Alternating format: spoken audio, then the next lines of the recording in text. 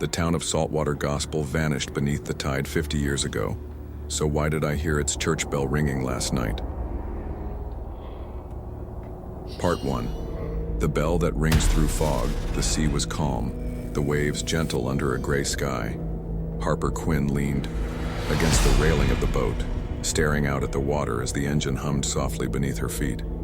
The salty air bit at her skin, and the fog rolled in thick, swallowing everything beyond the edge of the boat. She had mapped countless stretches of coastline, measured depths, checked for hazards, but this felt different. Something about the fog, the way it held the world in a damp embrace, unsettled her. As the captain guided the boat eastward, Harper caught the eye of a man on the shore. He stood on the rocks, weathered and gaunt, his eyes wide as they tracked her progress. The town of Saltwater Gospel had been wiped from every map years ago. It was supposed to be underwater, lost, forever after a storm swallowed it whole 50 years ago. But still, the old man watched her, unblinking, as if he knew something she didn't. "Don't go that way, miss," the captain called over his shoulder, his voice strained. "That's where the sea swallows maps." Harper turned to him, brow furrowed, in confusion. "What does that mean?" "You'll see soon enough," he muttered, his gaze flicking nervously toward the horizon. "The island, it's cursed. Nothing good waits there." She laughed softly, not out of disbelief, but because this was her job. It was her livelihood, her duty to survey the waters for the new energy pipeline. And if some superstition came with the territory, well, she could handle it. "I'm not superstitious," she said with a smile. "And if it's not on the map, it's my job to put it there." The captain didn't respond. He just gripped the wheel tighter and avoided looking in her direction. Harper's eyes turned back to the horizon, squinting as the island emerged from the fog. She could barely make out the shape, jagged rocks and silhouettes of buildings. It was all wrong. There shouldn't have been anything there at all. The town of Saltwater Gospel had been destroyed, erased from existence, yet here it was.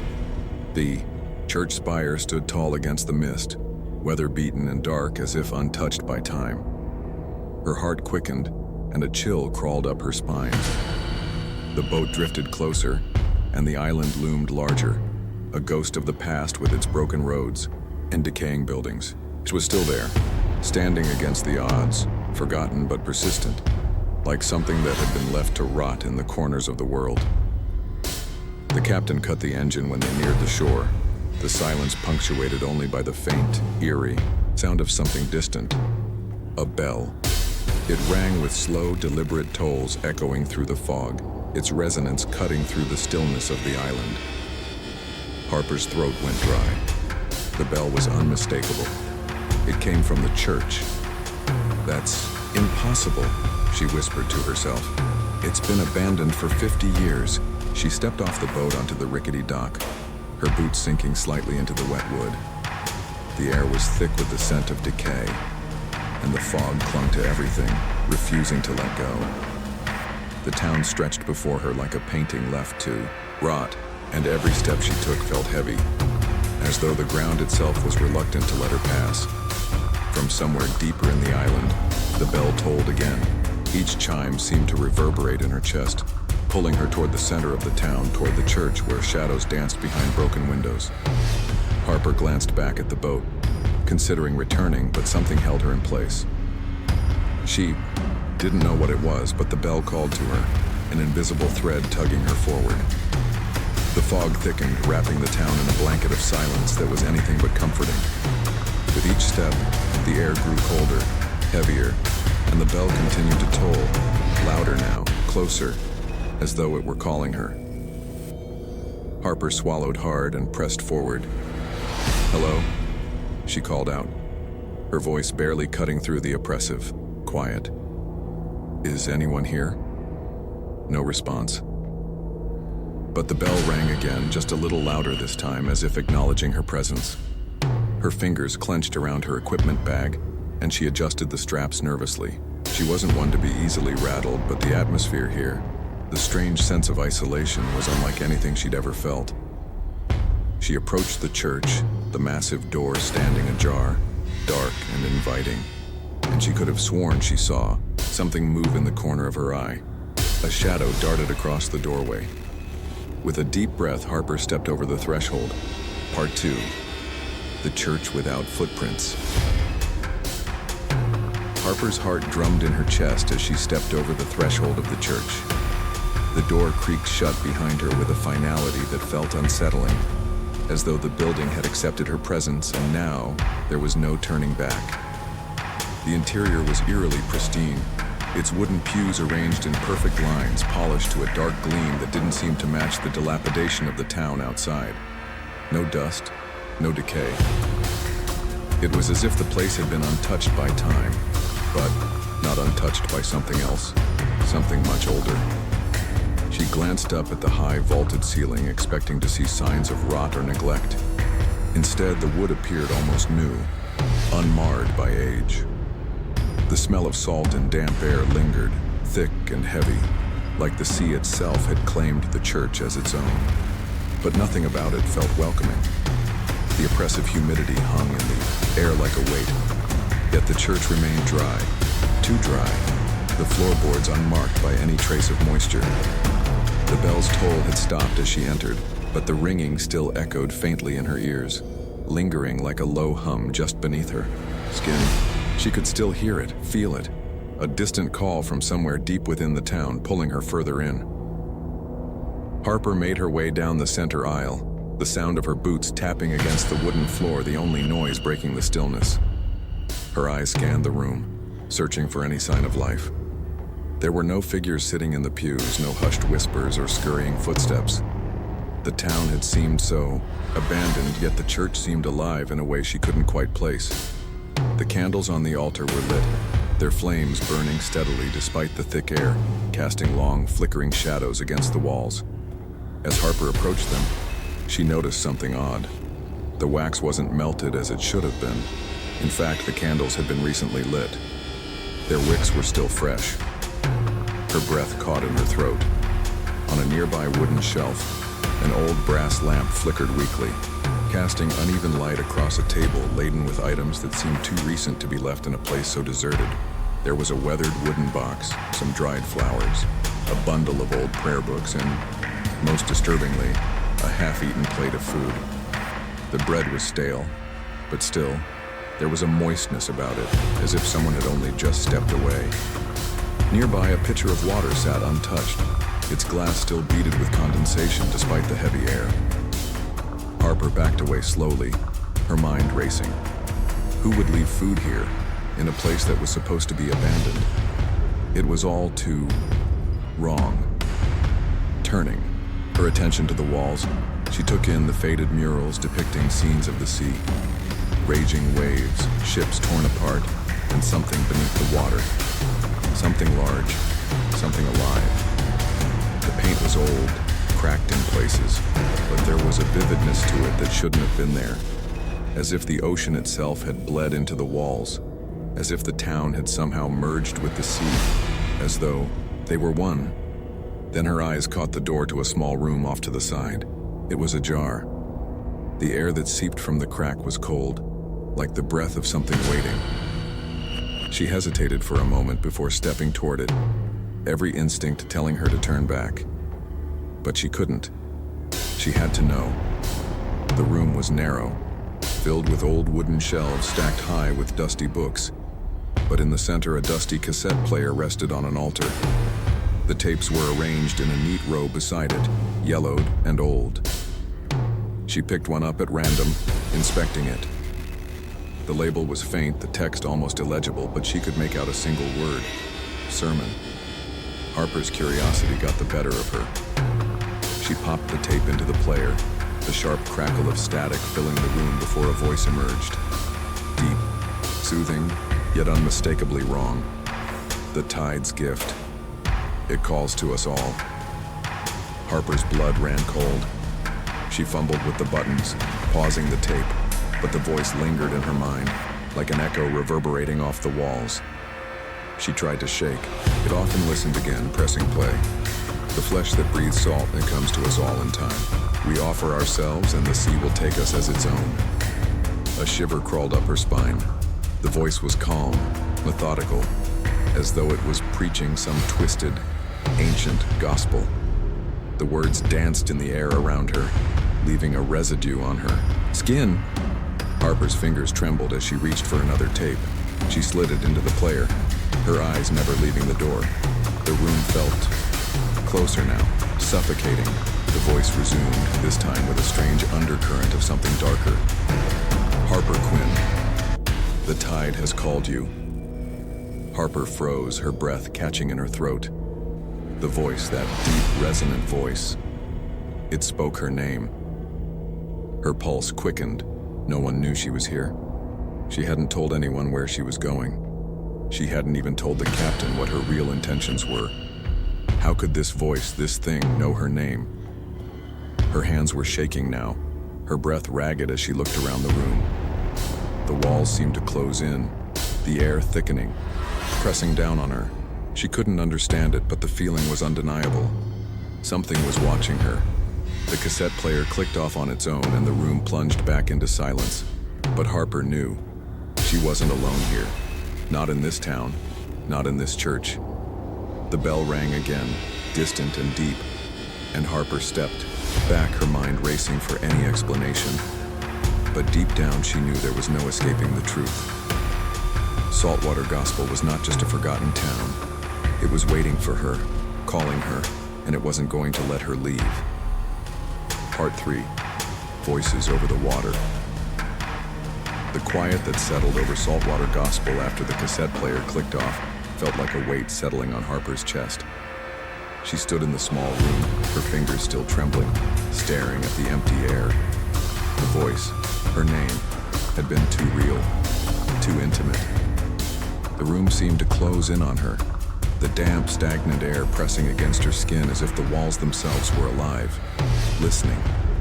The fog outside had thickened even further, swirling around the church in an oppressive blanket. Harper glanced nervously at the door, the same door she had entered moments ago. Yet now it seemed so distant, unreachable, as if the town itself had drawn a line, a boundary that she couldn't cross. She turned back toward the shelves, trying to steady herself. But the feeling of being watched never left, not even for a second. She couldn't stay here, not with that voice echoing in her head. Harper forced herself out of the church and back, into the street, her boots scraping against the wet, weathered pavement. The silence was suffocating, the fog hanging low like an ominous presence. As she neared the dock, her eyes scanned the water, looking for her boat, her only means of escape. It wasn't there. Her heart dropped into her stomach. The boat had drifted. She could see it now. A shadow in the mist slowly drifting away from the dock as if pulled by unseen hands. The faintest flicker of movement caught her attention. Someone was standing near the boat. But when she looked closer, there was nothing there. She felt it, though. The pull. Something was drawing the boat farther out into the bay. Harper broke into a run, adrenaline surging through her veins, but when she reached the end of the dock, it was too late. The boat was gone, swallowed by the fog. She stood at the water's edge, chest heaving, her pulse thudding in her ears. There was no sign of the captain, no sign of anyone, just the endless, consuming fog in the water, stretching endlessly before her. Her mind raced, panic beginning to claw at the edges of her thoughts. She pulled out her marine radio, desperate to reach anyone, anything. The static crackled first, then a voice. The tide's gift, the flesh that breathes salt. Harper recoiled, eyes wide. The voice on the radio wasn't just familiar. It was the same voice from the cassette tapes. It sounded different, warped, as if someone was trying to play it backward. We offer ourselves, the sea calls. She twisted the dial, trying to tune out the distorted words, but it only seemed to get worse. The voice faded in and out, like a broken connection, but the words were unmistakable. Whispers bled through the static, too faint to make out clearly, but the sound of them, it was suffocating. Harper's breath came in short, panicked gasps. She slammed the radio off, her mind spinning. There was no signal out here. Nothing should be reaching her through this static. But it was. And it wasn't just the radio. Her body felt heavier, the air pressing down on her chest, suffocating her. Every breath came harder, every step more exhausting. Her limbs felt like lead, weighted, sluggish. She stumbled back toward the church, her movements sluggish and disoriented. Her head pounded, her throat dry, her stomach churning. Something wasn't right. She had to figure out what was going on. When she reached the church again, she felt an overwhelming urge to sleep, to close her eyes and forget the world. But she couldn't. Not yet. That night, she slept fitfully in a small, forgotten room near the back of the church. The bed was hard and the blankets smelled faintly of salt, but the dreams came anyway. And they were worse than anything she had ever imagined. In the dream, she was in the water. Dark black waves crashing around her, pulling her down. She could feel the cold fingers of the ocean wrapping around her, squeezing her lungs until she couldn't breathe. But she didn't fight it. She didn't want to. The ocean was inviting. In the depths, something moved. Something large. Something ancient. It brushed against her, cool and slick like seaweed, but it wasn't seaweed. It was flesh. Living flesh, slick with salt water. Harper opened her mouth to scream, but nothing came out. The water filled her lungs, but she didn't care. She sank deeper, drawn to the black depths, to the pulse beneath the water. The last thing she saw before she sank into darkness was the shadow of something vast, something unknowable, just below the surface. It rose toward her, and with it, a voice, faint at first, calling her name. Harper. She awoke with a gasp, her heart racing in her chest. Her entire body was soaked through, as though she had been submerged in water, yet she knew she hadn't been. The room around her was dry. The fog still pressed against the windows, a thick, suffocating presence. But there was no rain, no water. Harper stumbled to the bathroom, her legs unsteady. Her reflection in the mirror made her blood run cold. Her eyes were wide and glassy, her skin pale, and her hair clung to her face in wet strands. She opened her mouth to speak, to call out, but instead, she coughed, a violent, guttural cough. She doubled over, hacking, choking. When she spat, her breath hitched in terror. Salt water. Her mouth was filled with it. She wiped her lips, her stomach turning. It was as if she had swallowed the sea itself. Her eyes darted around the room, her limbs heavier than before. The weight of the water inside her pressing against her like an unseen force. Her pulse was racing, her body rebelling against her. And in that moment, she realized that the town, the water, the fog, none of it had been a coincidence. The town had called her here, and it was drawing her in, deeper with every passing moment. The pew. Bell tolled again, distant but insistent, and Harper knew that it wasn't just the tide calling anymore. It was the sea itself, and it wasn't done with her yet. Part 4. The Covenant Beneath. The tide had gone out, revealing more of the town than Harper had seen before.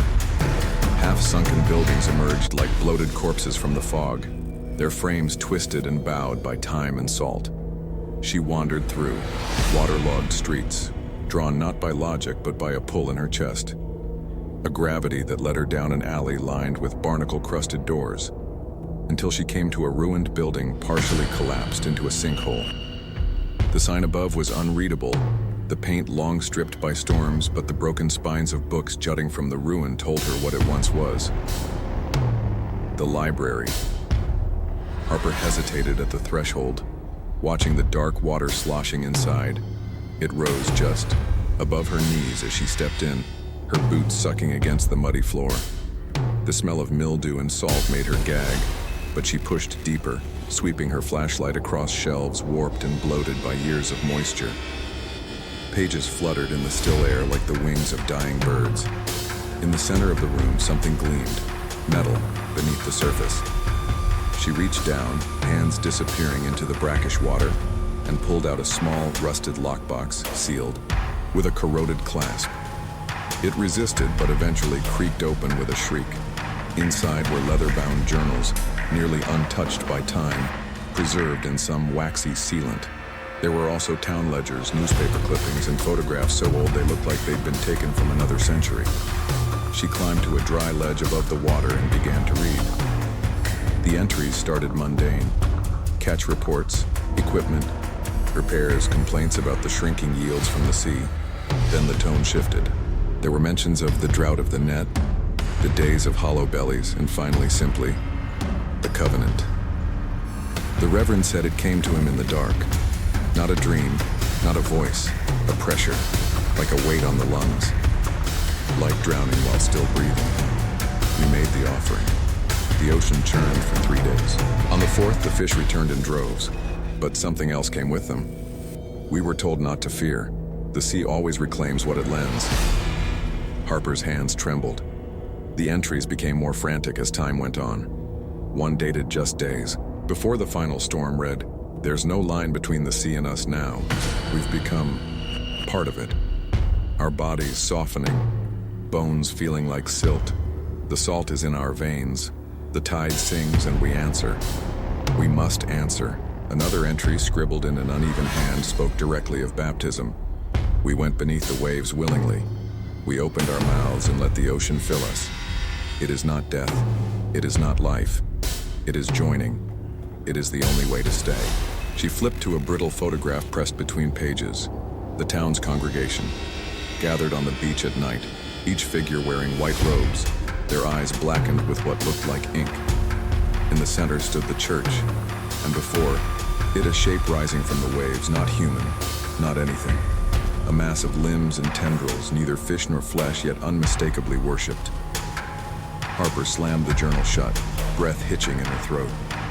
Something shifted below her. A sound echoed. In the library's lower levels, subtle at first, a wet dragging, a splashing, the rustling of pages where no breeze blew. She backed away slowly, her flashlight trembling in her grip. Then she saw them. Footprints. Wet ones like before. But now, appearing one at a time in the shallow water, heading toward her, step by step. And there was no one there to cast them. She bolted, heart thundering in her ears, crashing through the flooded aisle, out the broken entrance, and back into the open air. But even outside, something felt wrong. The fog had thinned, revealing the sea in all directions, but it wasn't right. It wasn't moving. The ocean was still. Not just calm, but unnatural, like the surface of a mirror. And in it, Harper saw her reflection, but not quite hers. The figure looking back blinked when she didn't. Its mouth moved, but she heard no sound. Then her marine radio clicked on. Static hissed. Then singing, warped gospel, played backward, distorted into a low groan, and then the voice. She is ready. She has tasted the salt. The body remembers what it once was. Harper dropped the radio, staring down at her hands. Her fingertips were wrinkled and pale, more than any waterlogging could explain. The skin along her forearms had developed fine, cracks like dried coral. Her lips tasted of brine and her throat burned when she swallowed. Her transformation had already begun. She stumbled toward the church, the only structure untouched by time or rot. But now even it seemed wrong. Taller, sharper, the stained glass windows glowing from within with a sickly bioluminescent light. Inside, the altar was gone, replaced by a pool. A baptismal font, wide and dark, rippling though no wind touched. It above it hung a painting. She hadn't noticed it before, an oil canvas so large it filled the apse. It depicted the town but submerged entirely, resting peacefully beneath the waves, with people walking its streets as though nothing had changed. Their faces were empty. Their eyes were voids, and standing above them all, reaching down with arms like anemones and mouths full of teeth, was the thing from the journal photo, the tide's gift. And there, in the corner of the painting, one face, not yet blurred, not yet hollowed, hers, Harper Quinn. The church bell began to toll, and the tide began to rise again. Part 5, Where the Tide Takes You. Harper ran. Her boots splashed through brackish puddles, slipping on wet cobblestone and moss-covered boards. The fog clawed at her, thicker now, curling in unnatural tendrils that moved against the breeze. her lungs burned with every breath raw from salt, her skin tingling as though insects burrowed just beneath it. The further she went, the louder the church bell tolled, not distant now, but omnipresent, as though it echoed from the sea itself.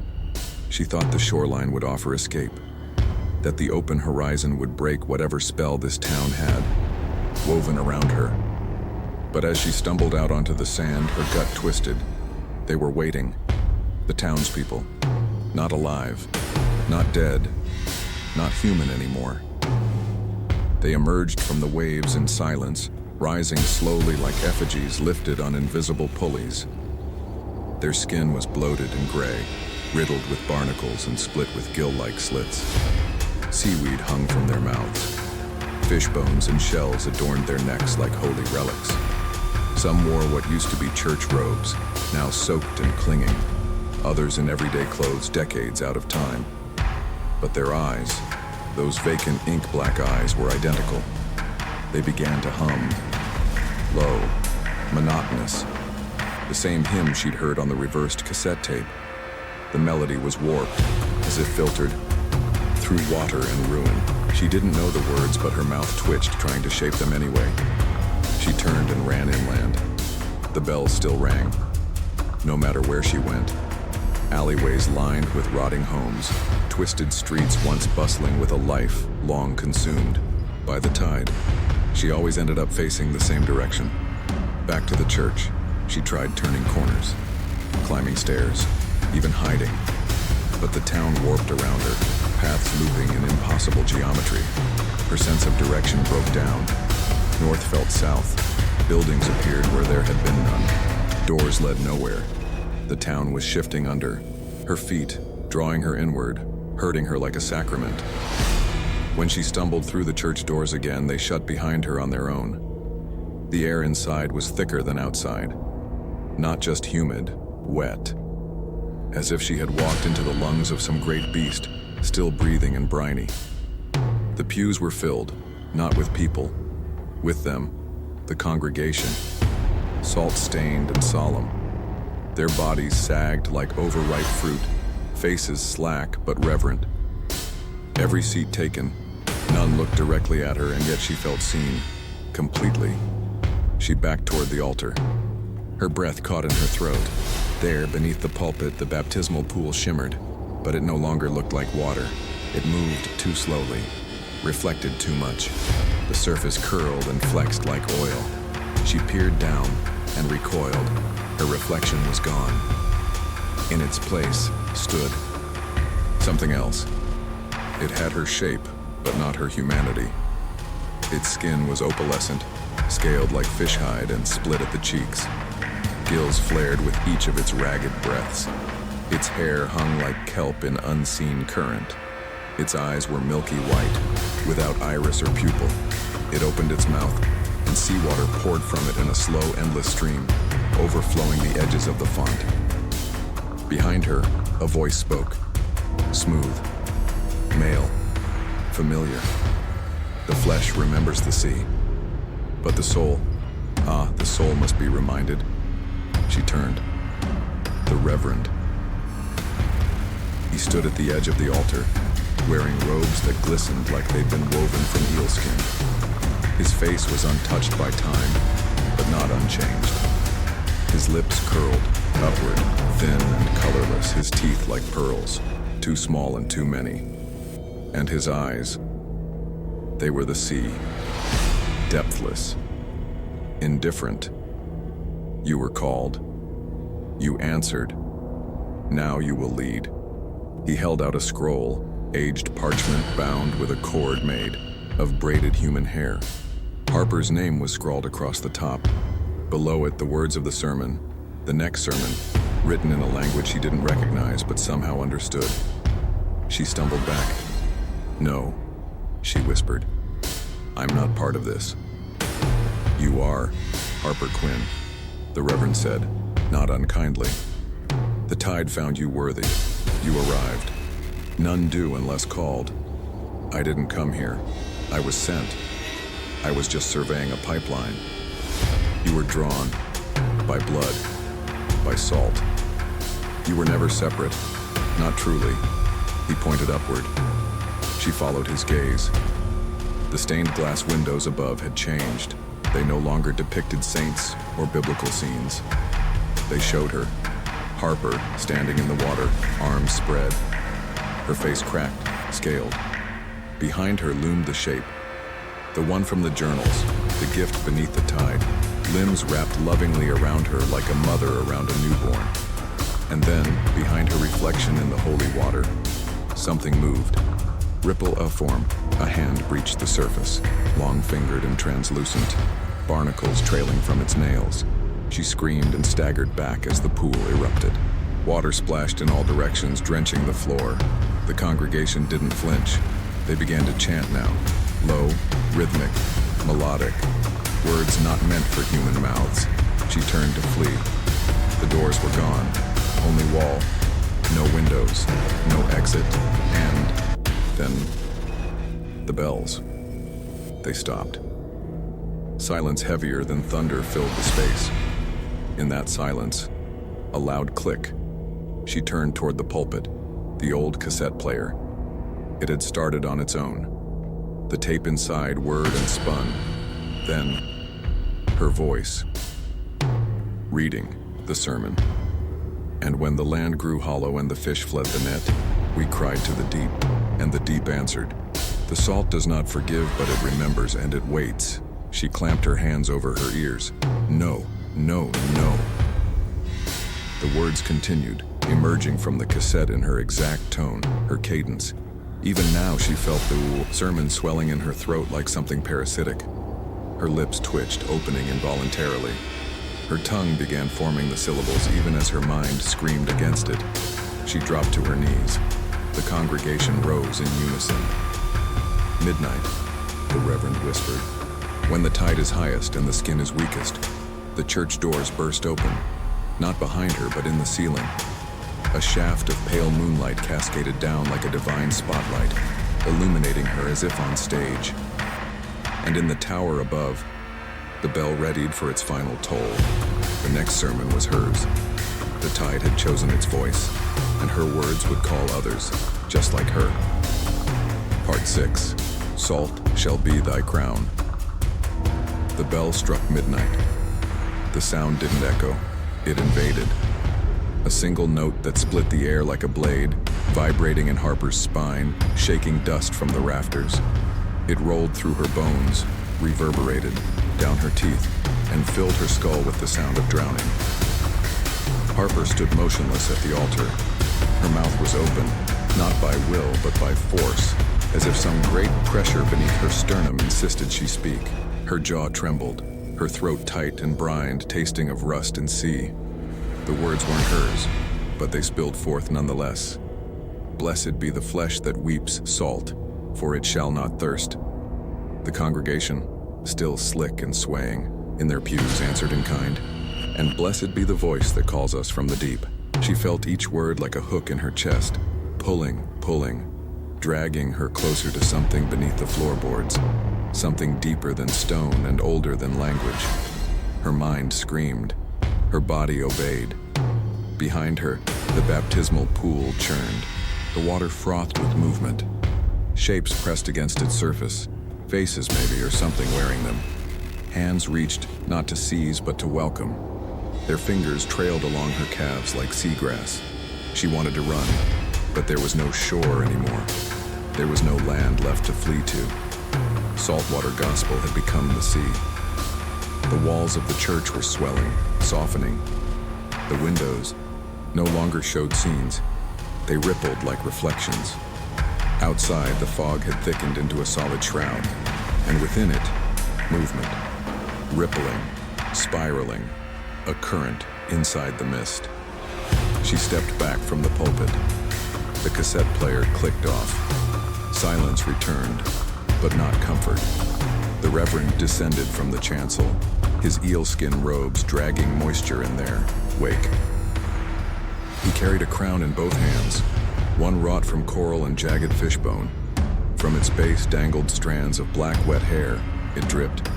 "Kneel," he said softly. "No," Harper rasped, clutching her throat. I didn't ask for this." The sea never asks, it simply takes. The congregation began to hum again, a hymn without joy, without end. Harper turned, stumbling through the pews. Their hands reached for her, not to restrain but to anoint. Wet palms pressed to her shoulders, her forehead, her chest. Her skin burned where they touched. She pushed past them, breath coming faster, the walls warping, now into reefs spiraling barnacle-carved arches. The floor grew slick with algae. The crucifix behind the altar had melted. No longer wood, but drift bone bound in rusted wire. And hanging from it was no longer Christ, but something else. A figure of fish and man, mouth forever open. And still, she ran.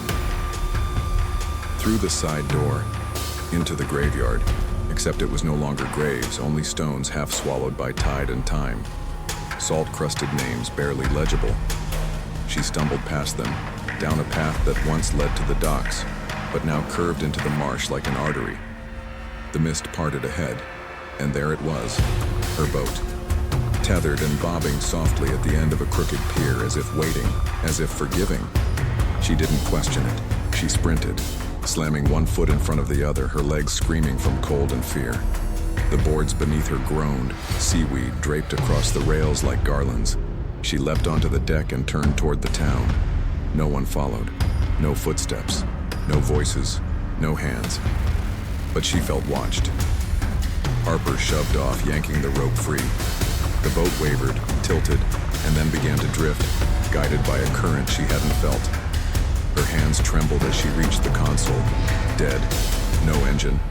No lights. The radio hissed to life. "You're not lost." She flinched. "You're found." The voice wasn't hers, but it used her voice now. The boat kept drifting, away from shore, but the town didn't shrink behind her. It followed. Not visibly, but she could feel it. The water didn't grow deeper. The fog never thinned. She tried to mark direction. Compass spun. GPS blinked with symbols she didn't recognize, like runes, made of teeth. She stood in the center of the boat, her breath ragged, and then she looked down. The water was rising, not around the boat, within it. It seeped up from the cracks in the wood from beneath the hull. Her feet were already ankle deep. She reached for the radio again. Static. Then a slow, gurgling voice. "The sermon must continue. You must bring them."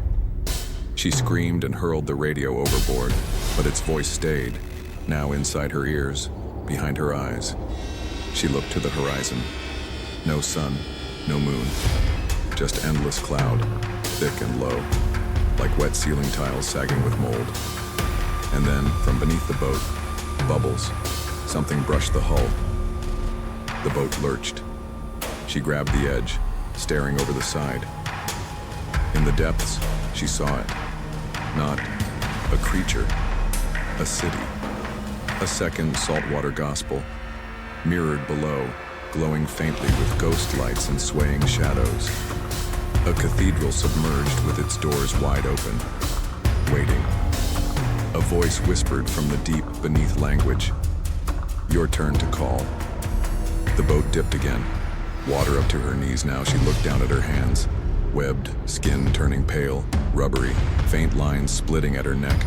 No, she hadn't. She hadn't knelt. And yet, a weight on her head, the crown. She hadn't touched it. But it was there, cold, heavy, salted. Her legs buckled. She knelt. The fog swirled tighter. The boat stilled. She opened her mouth, and the first note of the sermon bled from her throat, as natural as breath. "Brothers and sisters of the coast, cast off your nets and listen. Far away, along other shorelines, someone else would hear it. Their radio would crackle, their tide would shift, their voice would tremble, and they too would come. Because the sea does not take only once. It sends its gospel on the current. And now, Harper Quinn delivers it, Saltwater Gospel. The tide never brings back what it takes, but sometimes it sends a piece of it ashore. If you're still hearing that bell, if your dreams start to taste like salt, That's not a coincidence. It's a calling. And next, time, it won't just be a story. You've been listening to Haunted Echoes, where whispers don't fade, they follow. If you've made it back to shore, good. But don't get comfortable, because the next tale, it's already looking for you. Subscribe, if you dare to stay a while.